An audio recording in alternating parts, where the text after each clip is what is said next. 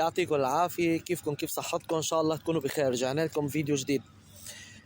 عطول بكل مينا بيكون في مزاد، بيكون في تعاونية صيادي الأسماك اللي هو المزاد.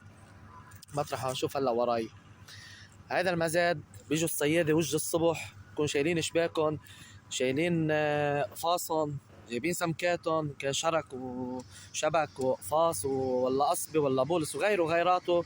بيجيبون، بيجوا على تعاونية صيادي الأسماك اللي هو المزاد، بيحطوا سمكهم على الطاولة.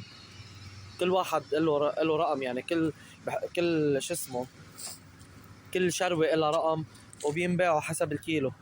وهون بيتسعر قديش كيلو السمك، وعلى اساسه ببلش المزايدة، بينباع لأعلى سعر. خلونا نشوف كيف.